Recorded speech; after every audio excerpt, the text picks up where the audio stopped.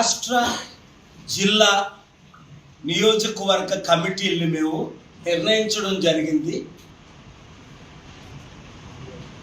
ఇప్పుడున్న ప్రధాన 3 పార్టీలు బీఆర్ఎస్, బీజేపీ, కాంగ్రెస్ పార్టీలు తెలంగాణలో సంపూర్ణంగా విఫలమైందని అందరికీ తెలిసిన విషయమే.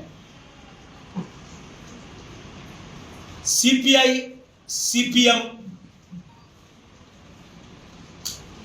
ఒక్కోసారి బీఆర్ఎస్తో ఒక్కోసారి కాంగ్రెస్తో మద్దతు పెట్టుకొని సంపూర్ణంగా సర్వనాశనం అయ్యారు. మంచి భావోద్వేగాలు ఉన్నప్పటికీ శర్మిల పార్టీ విలీనం అవుతుందన్నాను, కాంగ్రెస్లో విలీనం అయిపోయింది. ప్రొఫెసర్ కోదండరామ్ తన ఉనికిని పోగొట్టుకొని ఒక చిన్న పదవి కొరకు ఏసావు అమ్ముడుపోయినట్లు ఆయన అవినీతి పార్టీతో చేరనని నాతో చెప్పి ఇదే ఆఫీస్లో ఇప్పుడు మరలా 54 సంవత్సరాలు ప్రధాన అవినీతి పార్టీ అయిన ఈ దేశంలో కాంగ్రెస్ పార్టీలో ఆయన చేరారు. తెలుగుదేశం పార్టీ సంపూర్ణంగా తెలంగాణలో భూస్థాపితం అయిపోయింది. 54 సంవత్సరాలు కాంగ్రెస్ పాలన చూసాం, 15 సంవత్సరాలు బీజేపీ పాలన చూసాం, 10 సంవత్సరాలు కుటుంబ కేసీఆర్ పాలన చూసాం, దాదాపు 10 నెలలు రేవంత్ రెడ్డి పాలన కూడా చూశాం. కూలగొట్టడంలో ఆయన ప్రధాన స్థానం, భారతరత్న పొందడానికి చరిత్రను ఆయన సృష్టిస్తున్నాడు. కానీ నిర్మించడంలో ఆయన సంపూర్ణంగా ఫెయిల్ అయిపోబట్టే ఈరోజు 10 నెలలు అయినప్పటికీ ఒక్క కంపెనీ కూడా ఆయన నిర్మించలేకపోయాడు. తెలంగాణలో ఒక్క ఉద్యోగం కూడా ఇవ్వలేకపోయాడు.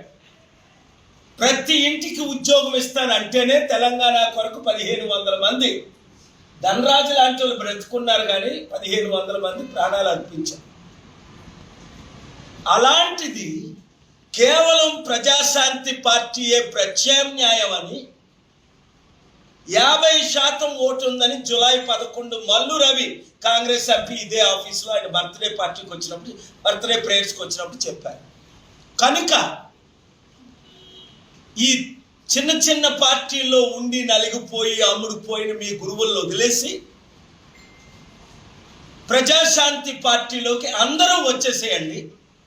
3 నెలల తర్వాత సర్పంచ్, ఎంపీటీసీ, జెడ్పీ చైర్మన్లుగా పోటీ చేద్దామన్న ఇండిపెండెంట్లు, ఉద్యోగాలు కావాలి, రైతులకు న్యాయం జరగాలి, అభివృద్ధి చెందాలి అన్నవారు మా డిస్ట్రిక్ట్ కమిటీసు, నియోజకవర్గ కమిటీసు, మండల స్థాయి కమిటీలు ఇంకా అవ్వలేదు కనుక గ్రామ స్థాయి కమిటీలు సెప్టెంబర్ 25 లోపల పూర్తవుతున్నాయి. వాళ్ళు ప్రెస్ మీట్లు పెట్టినప్పుడు మీరు కమిటీల్లో చేర్పండి. అవినీతి లేని రాజ్యం, అందరికీ అధికారం, అందరి అభివృద్ధి మన ధ్యేయం. మార్పు రావాలి, ఆ మార్పు మనమే తేవాలి. 60% ఉన్న బీసీలు ఈ రోజు వరకు తెలంగాణ కానీ తెలుగు రాష్ట్రాల్లో ముఖ్యమంత్రి కాలేదు. కానీ ఎవరు 60% ఉన్న వాళ్ళు ముఖ్యమంత్రి 2 సార్లు అయ్యారు, 3 సార్లు అయ్యారు. 3% ఉన్న వాళ్ళు 3 సార్లు అయ్యారు.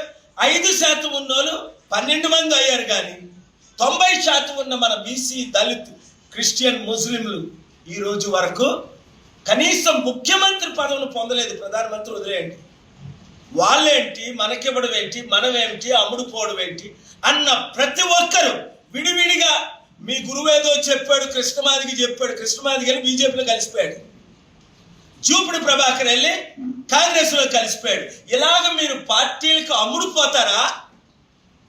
మీ నాయకులకు వ్యతిరేకంగా నిలబడి ప్రజా రక్షణ కొరకు నిన్న ఏ విధంగా తెలంగాణ హైకోర్టులో ఈ అమ్ముడుపోతున్న 10 మంది ఎమ్మెల్యేలకు నుంచి నేను పిల్లేసి ఆర్గ్యుమెంట్ చేసి మరల మండేకి పోస్ట్ చేయించామో ఏంటి?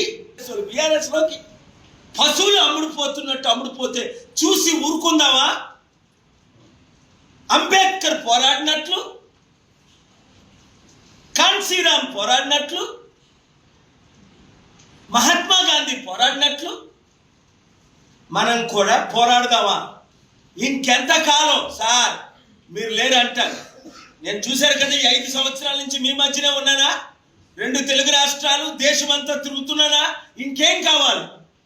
అంబేద్కర్ పాలన కావాలంటే బడుగు బలహీన వర్గాల పాలన కావాలంటే, అవినీతి లేని పాలన కావాలంటే లక్షల కోట్లు తెద్దాం రేవంత్ రెడ్డి తమ్ముడు చంద్రబాబు నాయుడు గారు అంటే మాకొద్దు. దోచుకోవడంలో బిజీ అయిపోయారు కొంతమంది రాజకీయ నాయకులు.